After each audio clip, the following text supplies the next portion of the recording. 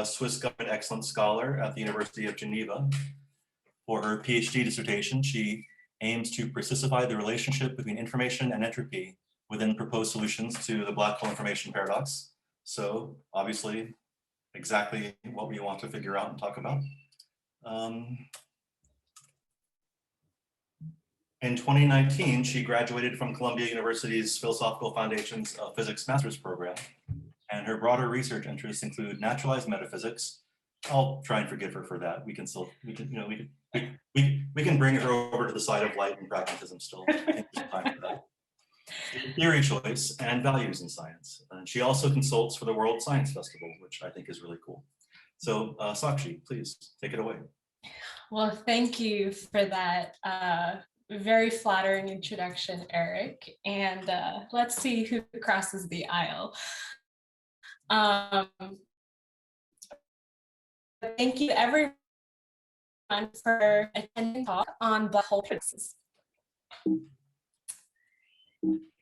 Okay, so I'm sorry. Let me just try to Zoom to go through the slides.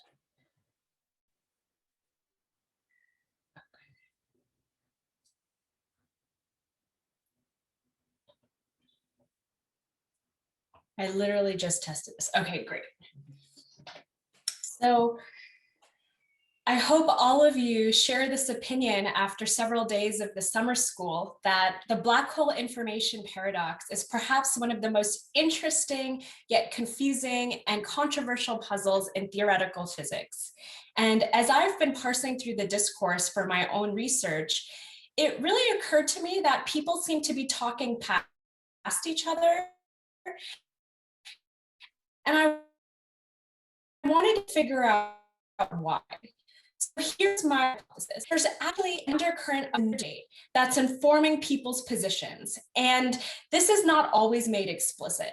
It turns out that this foundational debate is over black hole statistical mechanics.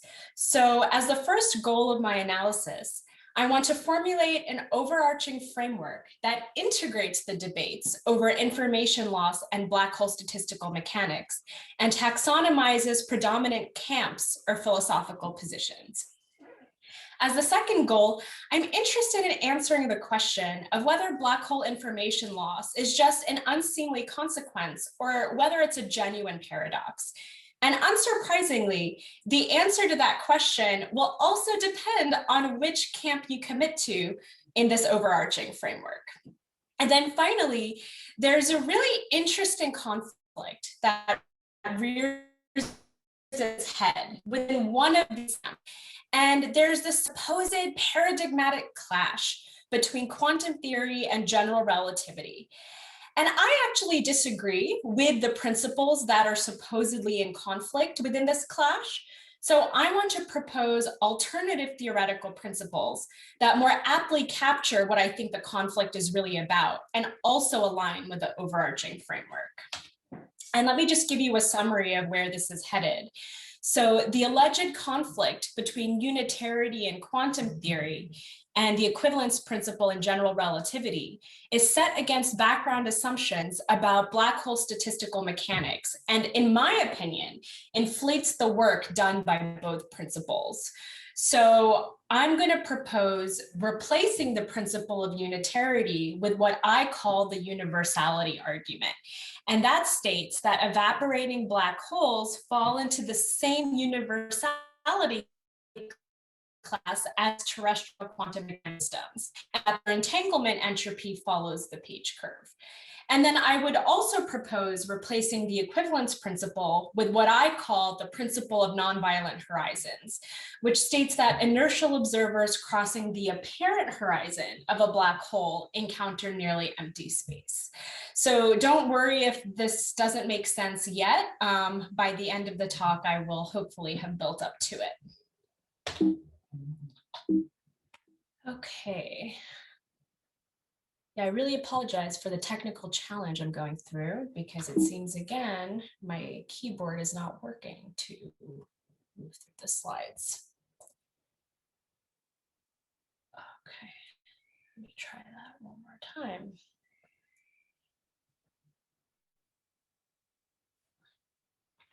All right. So I think you all have a pretty good idea of what the standard narrative of information loss is. So Hawking predicted that information about matter consumed by a black hole would forever be lost after evaporation. And the reason is that the radiation that escapes is produced, so to speak, I mean, don't take that term too literally, outside the event horizon. And classically, black holes have no hair. So if you have two short-shield black holes of the same mass, the Hawking radiation for both of them is going to look very similar and won't actually distinguish between the details of the matter that formed them. And, we've had some practice kind of looking at Penrose diagrams.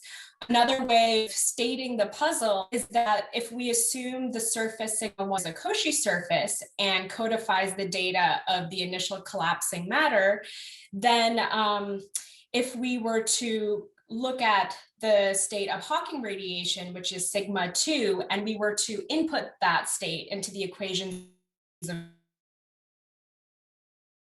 motion, we would so being used. Information conservation is really just a trendy phrase, in my opinion, I think coined by Susskind initially, which amounts to deterministic evolution in both time directions. So in the regime that's relevant, that looks like global unitary evolution. And information is just how you specify the state.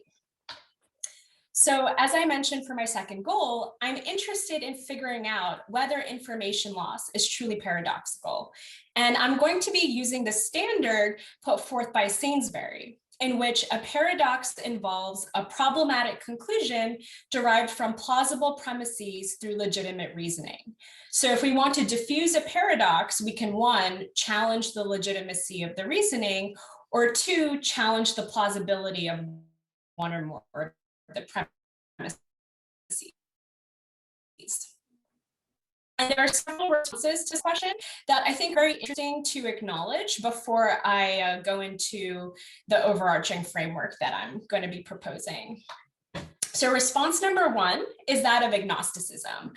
And even the foremost champions of saving information hedged their bets back in '93 when they said that we really just need a theory of quantum gravity to even precisely formulate the paradox. And then 25 years later, we have a similar sentiment that the question just seems to be premature. So I feel this is the grown-up answer, which really belies the role of global unitary evolution as an external constraint or criterion of acceptance for an adequate theory of quantum gravity. So I don't think they're being fully transparent about what their credences would be in a theory that respects global unitary evolution versus a theory that doesn't. So they need to be honest and acknowledge the non-empirical criteria that go into the development of these theories of quantum gravity. So response number 2, which was brazenly put forth by Maudlin a couple of years ago, is that there was never a paradox to begin with and information was never lost. So I'm not going to go into the details of his proposal, but basically he resurrects the proposal of massless remnants. And he says that the interior of the event horizon is always there. But what really caught my eye is that he seems to dismiss a whole class of solutions. He says black hole complementarity, firewalls, EPR equals ER are all solutions in search of a problem. And this really stood out to me as an example of people talking past each other, because of course, we have a whole host of physicists, and Wallace is a philosopher that comes to mind, that are very much sympathetic to these proposals. And I wanted to figure out why they're talking past each other. But before I move to that, I just want to quickly acknowledge the reply to Maudlin by Manchak and Weatherall, in which they say that actually there's a genuine paradox, because black hole evaporation is inconsistent with technical theorems in general relativity, namely the cosmic censorship hypothesis and the Kodama-Wald theorem. So don't worry about the details of these theorems, just that the costs of rejecting all of these premises seem to be very, very high. And Lazard further argues that even if one rejects one of these theorems as being too strong, so long as black hole evaporation entails that the event horizon is in the causal past of the final evaporation event, then the weaker condition of causal continuity is related, resulting in topological evaporation spacetimes. So all proposed solutions are in trouble. And frankly, we can't even move forward without addressing this paradox. So I personally don't have the technical know-how to say much about that problem. And I also, want to formulate the paradox in a way that's sociologically salient right now. So rightly or wrongly, from what I gather, physicists aren't moved by formulating the paradox in terms of technical GR theorems, which they think is a category mistake. In fact, one physicist I spoke to said that the very locution of evaporation spacetime is a misnomer. Half of it is quantum field theoretic, and the other half of it is classical and approximate, and probably in the issue I have with the way those premises are framed is that they don't acknowledge the nature of the dynamics, which is the main concern of information loss. And, one of them, implies something about the dynamics, but I want that to be front and center. So I've come up with what I call the bare desiderata, which I think can still do what all of these philosophers that we've talked about want. So we definitely want global unitary evolution across global states. And we want semi-classical gravity to be valid to all orders of perturbative corrections in sub-Planckian beams. I'm thinking a little bit about what semi-classical gravity is. And if we have time at the end, I'll explain a little bit why. But, if you were to ask Maudlin, he would say that there's no paradox because both of these premises, are upheld in his proposal, where the rest of them would say they're inconsistent. So there is a paradox if we take both of them to be equally plausible. Now, this is a response that conservation is actually not enough as presented in the standard narrative. There's something crucial missing. And Wallace has this very illuminating quote where he says, remnants or thunderbolts or baby universes, no matter how helpful they may be in preserving unitarity, do nothing to preserve the statistical interpretation of black hole entropy or any account of black hole thermodynamics as arising from statistical mechanics in the ordinary way. So if we really want to understand what's going on in the paradox, we need to add a third premise that needs to be respected. And to use Wallace's language, it goes something like this. Black hole thermodynamics arises from statistical mechanics in the ordinary way. So I'm going to pivot a little bit to the debate over black hole statistical mechanics and just outline two superficial rough camps that I think represents two prominent positions. So in camp one, you have the denial that black hole thermodynamics is even robust because it's a mathematical analogy. And their main argument is that black hole thermodynamics is grounded in geometric theorems, kinematic effects, and information theoretic arguments, which are insufficient to establish physical similarity with terrestrial thermodynamic systems. Therefore, we should not expect statistical mechanical underpinnings. On the flip side, you have camp two, and their position is what I call thermodynamic functionalism, where if black holes look and act like thermodynamic systems, then they are thermodynamic systems. So their main argument goes something like this. Black holes are relevantly similar to terrestrial thermodynamic systems due to the generalized second law and thermal contact being mediated by the membrane paradigm and Hawking radiation. So therefore, we should expect statistical mechanical underpinnings. And if you haven't heard of the membrane paradigm, the details aren't relevant for what I want to say. So here I'm going to now superimpose the camps I laid out in the debate over black hole statistical mechanics onto the debate over black hole information. And in camp one, you have someone like Maudlin, where they think the bare desiderata are enough to describe kind of the core of what's going on. And then in camp two, you need to add that third premise to make it, you know, all encompassing of what's concerning. But the drama doesn't end there, because even within camp two, there's a philosophical fault line that I would like to point out.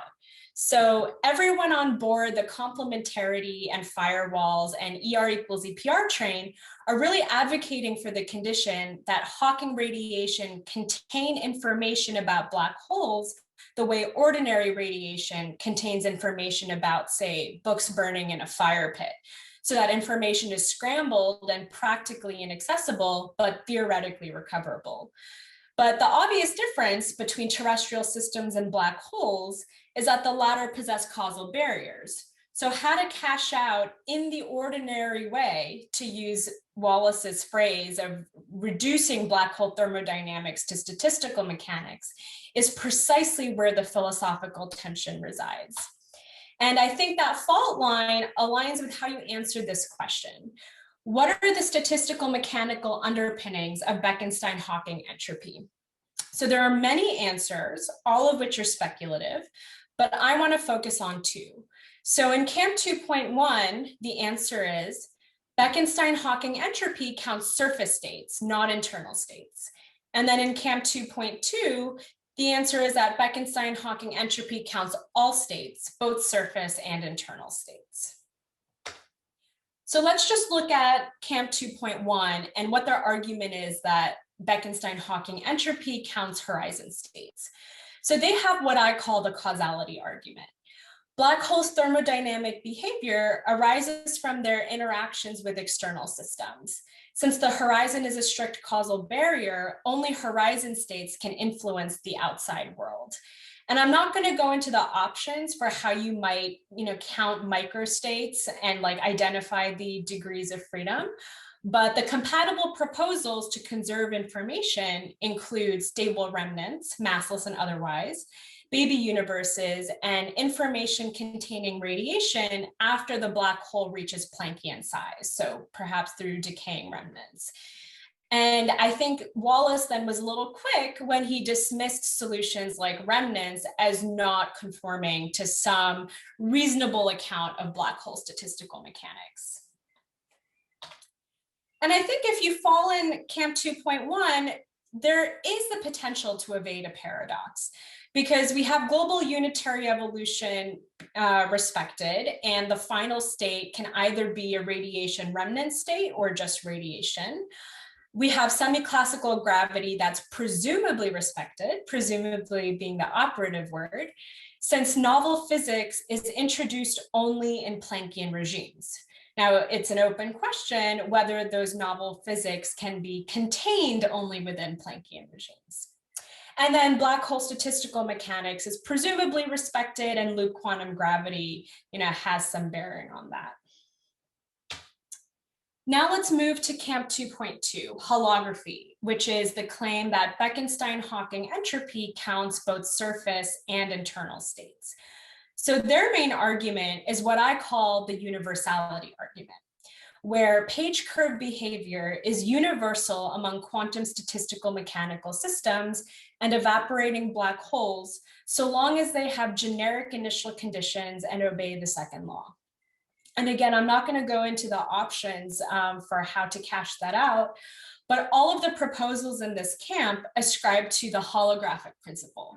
So given that Bekenstein-Hawking entropy scales with horizon area, but constrains volume degrees of freedom, it has been dubbed a holographic bound. And the idea is that this applies to the entire observable universe and the cosmic horizon as well.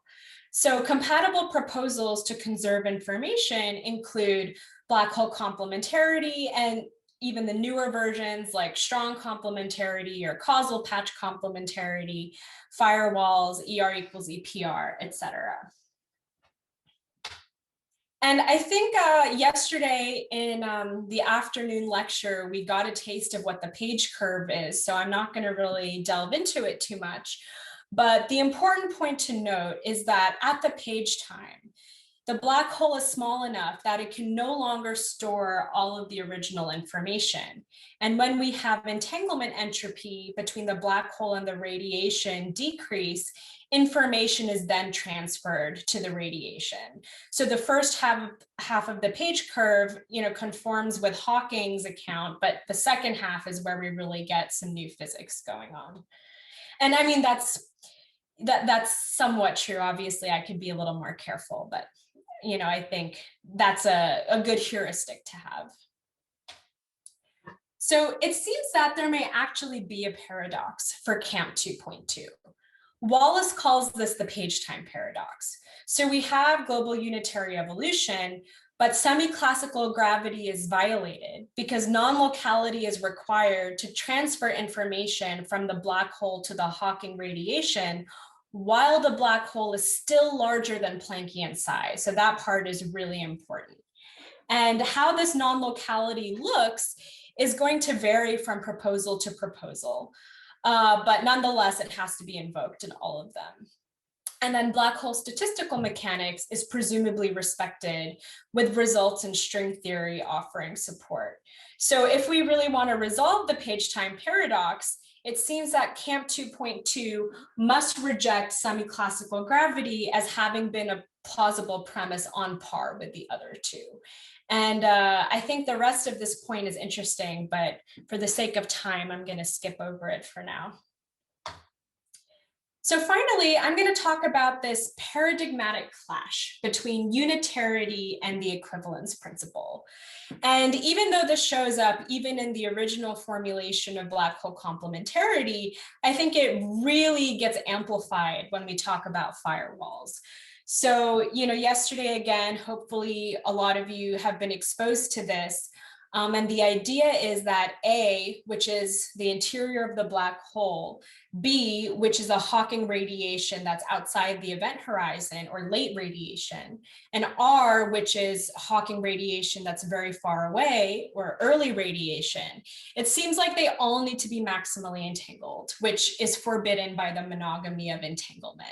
So if we look at Bousseau, who is one of the few advocates of firewalls, he says that we need B and R to be maximally entangled by unitarity of the S matrix, but we also need A and B to be maximally entangled by the equivalence principle. And if we give up on the latter, we're left with a singularity or firewall. And notice that I bolded, he's pitting unitarity against the equivalence principle. So I think we need alternative principles, and here is why. The proposals in Camp 2.1 bypass this clash, which means that the interpretation of black hole statistical mechanics is crucial to this conflict arising.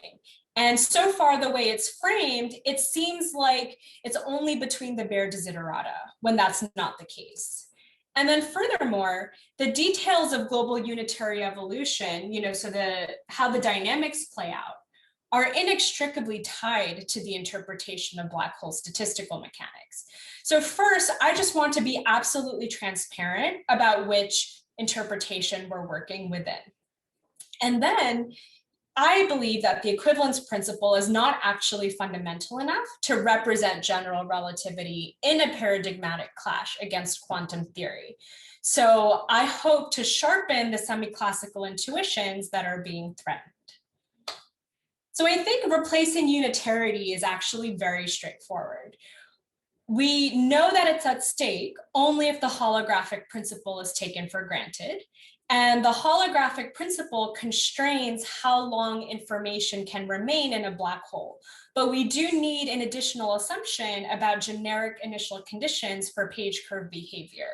And we've already seen this, bundle of assumptions together. It's the universality argument. So I have some quotes by Susskind, Thorlacius, and Uglum, and Polchinski, who's the P in AMPS. to hopefully show that I'm reading between the lines in a reasonable way. And I think both of them really are after the universality argument. Polchinski's quote is especially enlightening when he says that information conservation via the Hawking radiation is attractive for the universality of thermal behavior. So now I'm going to work a little harder to explain why I think the equivalence principle needs to be replaced. So there are many versions of the equivalence principle, all of which say slightly different things. But the relevant version for our purposes is the equivalence between freely falling frames and inertial frames, where the gravitational field is approximately static and uniform. So of course, approximately is not a mathematically rigorous defined notion, and nor is it something that is universal when you lack a coordinate system that can be applied to all of space-time, right? You know, when you transform, what you think is approximate in one frame may not be approximate in another frame. So my next question is, why do we even think that the equivalence principle holds near a massive black hole? Well, it's because the event horizon, if we kind of look at the GR definition of a black hole, is a global feature of space-time that's locally indiscernible. So what's at stake is the very definition of a black hole, which, you know, is deeply enmeshed in the logical and causal structure of general relativity. And again, I want to provide some evidence that I'm reading between the lines appropriately. So here's another quote by Susskind, Thorlacius, and Uglum, in which they base the equivalence principle on the fact that the event horizon is global and does not have large energy density, pressure, or any other invariant signal of its presence. So Bousseau, who is one of the few advocates of firewalls, says, well, maybe the classical description of event horizons is just all wrong. So it's not that the equivalence principle is violated, it's just not applicable because we don't expect it to hold where systems deviate from geodesics due to non-gravitational forces. And he thinks that even tempering down the intensity of firewalls is not good enough because as long as the event horizon is locally discernible, you've lost the game. So in a very facetious way, he claims there is no principle of nonviolence in nature. And to me, there are two issues. The first is maybe we just shouldn't even be talking about global event horizons because their presence and location depend on the entire history of space-time, including the Planckian phase of black hole evaporation, and so may not even belong to the domain of semi-classical gravity. But we can still meaningfully talk about apparent horizons within semi-classical gravity. And these are the locally discernible boundaries of black holes. So this is what we talked about on the first day, is where light rays going outward are kind of turned around, so to speak. And my second issue is that I disagree with Bousseau's all or nothing approach, because firewalls are a very radical violation of semi-classical gravity. We simply would not expect high energy densities to survive near an apparent horizon without falling in. I mean, after all, this is where light rays are turned around. So I propose replacing the equivalence principle with exactly what Bousseau dismissed, and in honor of his witticism, I'm calling it the principle of nonviolent horizons. And this is the claim that inertial observers detect at most low energy deviations from the vacuum state near apparent horizons. And so this is the final juncture at which I want to reframe the debate, in which I propose that the warring principles are actually the universality argument and the principle of nonviolent horizons. And I want this to be clear, even if you're not privy to my taxonomy. So it may seem a little redundant if you already know we're within Camp 2.2, but I think it should be abundantly obvious to anyone. And, of course, these two are outright at odds with each other if you think about firewalls. But even if you figure out a way to make them compatible through some sort of complementarity or non-locality solution, of course, you still are rejecting semi-classical gravity in that case. So just to end my talk, I want to acknowledge some recent developments. There's lately been buzz over entanglement wedge reconstruction, recovering the page curve within semi-classical gravity. And the reason I was vague about what semi-classical gravity is because it seems like they've redefined it. You know, they've added some non-perturbative corrections involving gravitational path integrals. And in redefining it, have also regained confidence over this regime. So, you know, perhaps Camp 2.2 can avoid the page time paradox, as well as the conflict between the universality argument and the principle of nonviolent horizons. So, you know, let's see where that goes. Well, thank you very much for listening to my talk, and I'd be happy to answer any questions.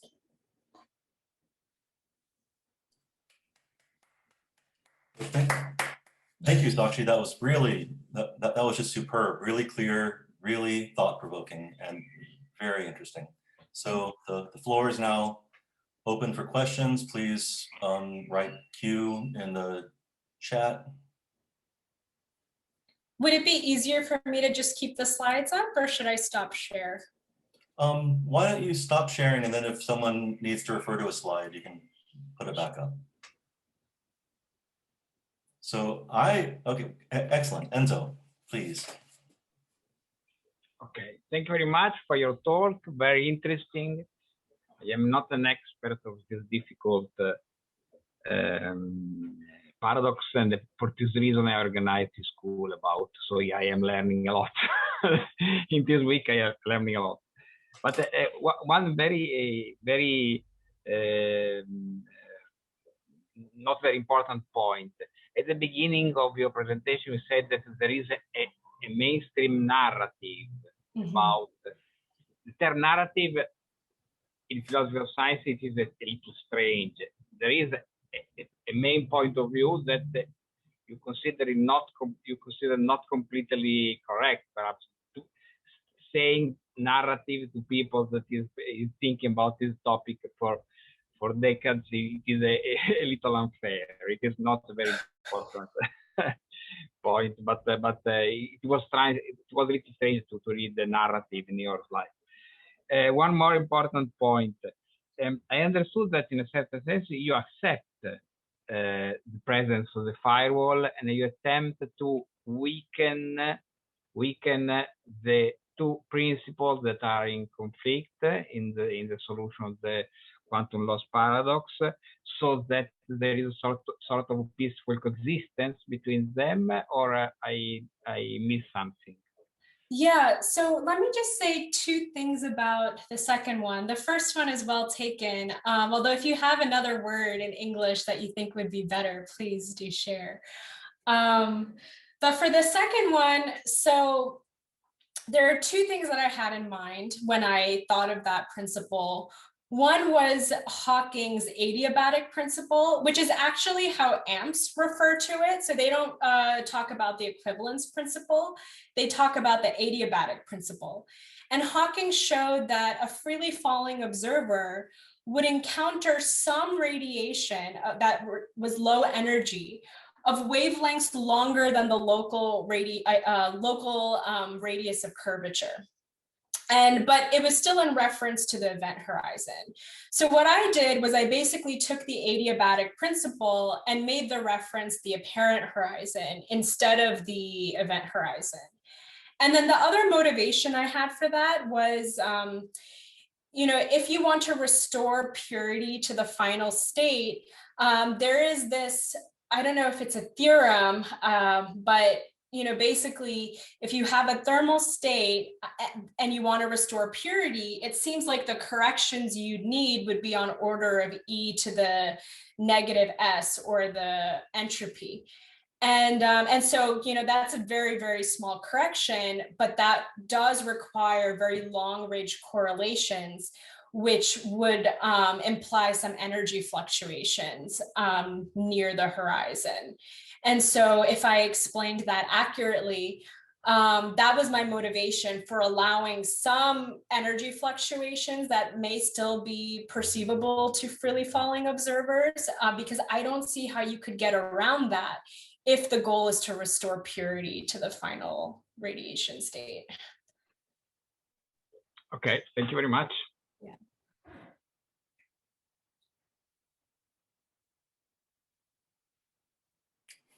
More questions? Enrico? Here I am.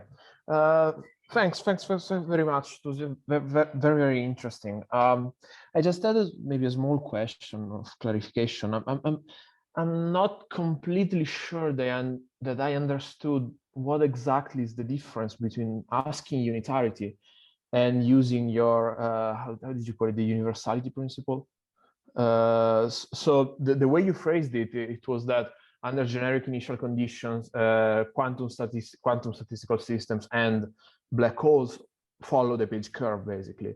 Right. And formulated that way, I'm not entirely sure that it is that different from unitarity. I mean, if you ask unitarity, generic initial conditions are going to follow the page curve. And if you don't have unitarity, you're probably not going to have the page curve. So. Yeah, so no, unitarity is already embedded in the universality argument. I mean, that part is totally correct. I think the assumption that's being made explicit is that black holes follow page curve behavior, so that we expect them to behave like terrestrial quantum statistical mechanical systems. And that's where you have this divergence between Camp 2.1, where they say, no, black holes have these causal horizons. They do not behave like other quantum statistical mechanical systems that we're familiar with. And that's why, because they don't utilize the page curve, they're able to have unitarity through different dynamics, but not run into like the firewall problem. Okay, I think I see. I mean, yeah, I'm not completely sure again that I exactly understand, but I mean, maybe I'll just ask you on Slack. Also because I see that someone else has a question, so I should. Well, here, let me try to give it one more go. So basically, I think basically how the relevant systems are being defined is different in the two camps. And so if we want the Bekenstein-Hawking entropy to count all of the degrees of freedom of the black hole, then you pretty much are, and then you also accept the generic initial conditions and so forth, then the page curve, you know, basically is a consequence of that, right? You're already committing to the page curve at that point. And for the other camp, they're saying that the total entropy of the black hole could be arbitrarily large, from what I understand. So they're not counting the interior degrees of freedom when they say that the Bekenstein-Hawking entropy is the area divided by 4. And that's really what makes the difference, is because the interior of the black hole can still then store an arbitrarily large amount of information, even if the horizon and the Bekenstein-Hawking entropy is shrinking. Okay, I see. Thanks. Katie? This is just a really small question. Thank you so much for a really interesting talk. I really enjoyed it. One of the things I was wondering, though I think maybe this last discussion has cleared it up for me a bit, was to what extent you thought replacing unitarity with the universality argument seemed like it was really good for like clarifying what's going on in the debates, but I was wondering whether it like inherits any of like the kind of controversies from StatMech and thermodynamics. So absolutely. kind of wondering kind of a consolidation of conceptual problems. Like I wondered if, yes, like, I'm so glad you brought that up. No, this is very much in the back of my mind, being like, someone is going to push back on my use of the word universality there. And, you know, the best I can say is that I am not referring to like, you know, the renormalization group definition of universality. I'm referring to a more qualitative, you know, like multiple realizability version of universality, and just the idea, and this was inspired by Robert Batterman. He's actually writing a book right now, and you know, one of his arguments is that if you can construct a minimal model that, describes the behavior of very different systems quite aptly, then you could also make a multiple realizability or universality argument to kind of delineate those systems. So that was my thinking. But of course, I mean, for anyone who works on universality, that's definitely a conceptual point they can push back on. Yeah, it sounds like as long as the same, the thing that you needed seemed to be more that all the different systems would follow the page curve rather than, because it could be that there's like quite different thermodynamic behavior, but as long as you didn't need to have like everything being the same, you just need that one part, I guess. Right. Thank you. Yeah, no problem. We still have 2 minutes left if someone has a short question. I actually have about 12 questions and comments that I've written down, but I'll put them all in Slack. Okay, if people are feeling shy, I think there's so much it's so rich, there's so much to talk about. So you guys are chumps for not asking more questions. So we'll just end 2 minutes early and get a head start on Junzhao's talk. So please join me in thanking Saakshi again for just a really fantastic presentation.